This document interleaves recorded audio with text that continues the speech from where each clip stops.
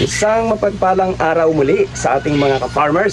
So, magandang araw po sa bawat isa. Ngayon po sa lahat ng mga sumusubaybay sa ating pong channel na nagka-crab fattening na hanggang ngayon ay nakikiramdam din sa ating experiment na ito. So, ngayon po may babalita lang ako sa inyo. May update po ako sa lahat ng ating mga ka-farmers na sumusubaybay, mga followers po natin. So, ngayon ay April 4. Okay, April 4. So, meron po tayong i-update. Bakit po ako masaya sa aking ginagawa ngayon? Ngayon po ay, ulitin ko lang, April 4. So, hindi ito April Fool, ha? April 4. Yan. Meron na ako ditong ibabalita, i-update sa atin, no, sa lahat natin mga ka-farmers. Ayan, meron po ako ditong nag-molt ulit. Second molting po yan. Magandang balita, second molting po yan. Ito yung pinagbalatan. Yan, ito yung pinagbalatan. Okay. So, ito na yung hinihintay ko na magkaroon ako ng second molting. Bakit ko masabing second molting? Kasi mula nung dumating sa akin ito, October 28. Nagmolt na sa akin ng December 29. Okay, nagmolt. So, ngayon ay April, December, January, February, March, April. After 4 months, no, nag-second molt po siya sa akin. Yun lang naman yung gusto kong makita kung kaya ba talaga. So, ang dami ko na pong namatay na second molting. Katulad nito, mga walang laman na to. Ayan, so makikita ninyo, nag-molt na. Yung second molt, patay. Ito, ganun din. May dalawang ano dyan. Second molt, patay. Ito, ganun din. Ayan, second molt, namatay. Ito pa, isa na to, second molt, namatay. Ayan pa isa. Ito pa. Second molt, namatay. So, marami na po yan na mga ano natin sa second molting. At ngayon, ito lang po talaga yung hinihintay ko na magkaroon ako ng second molt. So, second molt na mag-success. At ito na nga po yan. No, timbangin ko lang. Ano kaya to? Uy, malambot pa rin. Kaya timbangin lang po natin kung ilang grams ito ngayon. Pangalawang molt niya sa akin. So, actually, ang ano po nito, no, bago ko siya timbangin, ang pagbabago na ginawa ko rito ay pinapakain ko po sila ng itlog ng pugo. No, kasi ang dami ko pong itlog ng pugo nung nakaraan na bugok, hindi po sila napisa. So nilaga ko po yon at pinreserve at yun po yung pinapakain ko sa kanila 3 times a week. So ngayon wala na naman akong itlog ng pugo na nakalaga, nakapakain sa kanila, pero okay lang, pwede naman, marami naman tayo diyang itlog.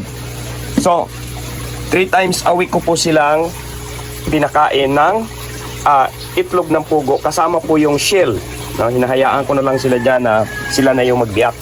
And then, isa pa na ginawa ko rito, yun lang naman ang ginawa ko rito ang pagbabago, wala namang iba.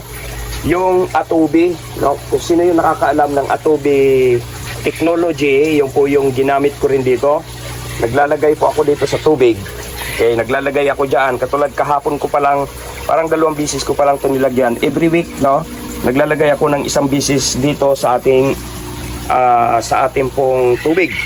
Ang Atobi technology po kasi ang ginagamit ko po sa manok, which is kompleto po yung kanyang multivitamins po siya na probiotics, no, hindi siya synthetic. At nakita ko na mataas ang kanyang calcium. So yun yung nilalagay ko rito sa tubig, sinasama ko sa tubig. No, nakita ko kasi mataas ang calcium at saka nag-inquire ako doon sa Atobi technology mismo sa company kung pwede siyang gamitin sa alimango. Pwede raw kahit anong pond sa mga isda pwedeng gamitin. Ihahalo lang sa tubig. So ito na nga ngayon ang resulta. Bali 2 bisis pa lang akong 2 bisis pa lang po akong naglagay ng Atobi, no, every week 1 bisis, no. So ito na yung naging resulta. Wala naman tayong ibang binago sa ating pong routine sa tubig, ganun pa din, no. So yan. Ito na po siya. Tingin ko ay successful na to.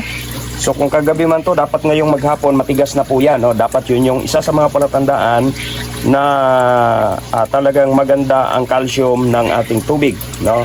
Para tumigas po agad yan. So yun lang po ang ating naidagdag dyan, no? Atobi technology po ang ating ginamit. So kaya at least nakapagpa-successful na po ako ng pangalawang molt dito sa akin. Ayan. Okay, so tingnan natin, timbangin natin ito. Ayan, 226 grams. So yung kanyang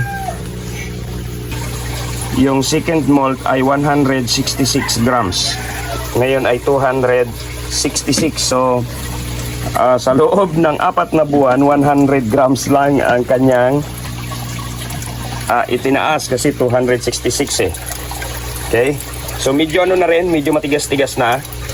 Ibig sabihin, ngayong maghapon, kapag tumigas na po yan, so okay na po yung ating ginawa. Ano po, ayos na ako doon. Ewan ko doon sa mga expert, hindi man po ako expert. Pero base sa akin pong experiment, at saka nga pala babae ito. Oh. Base po sa aking experiment sa pag-observe ko po, babae, sa pag-observe ko po ay yon, dahil ngayon pa lang ako nakapagpa-successful ng pangalawang molting dito sa akin. Ilan na itong namatay sa akin na to? Isa, dalawa, tatlo doon, 4. O, 4 na po yung nag-second molting dito, pero hindi po siya nag-success, namatay po siya. Okay, so yun lang ang update natin ngayon mga ka-farmers natin, at least sa mga sumusubaybay, mga followers, no? Magandang balita po yon na nakapagpa-success po tayo. Ano po, basta kung meron man po kayong tanong, no, sasagutin po natin yan sa abot po ng ating makakaya. Ayon lang din po sa aking na-experience dito. Okay, so salamat po sa lahat. Kung nakaabot ka sa dulo ng video ito at hindi ka pa nakapag-subscribe, huwag po ninyong kalimutang mag-subscribe at pindutin ang notification bell para kapag meron po tayo mga bagong video agad na katulad nito ay agad-agad po kayong manonotify. Yun po, God bless po, bye-bye!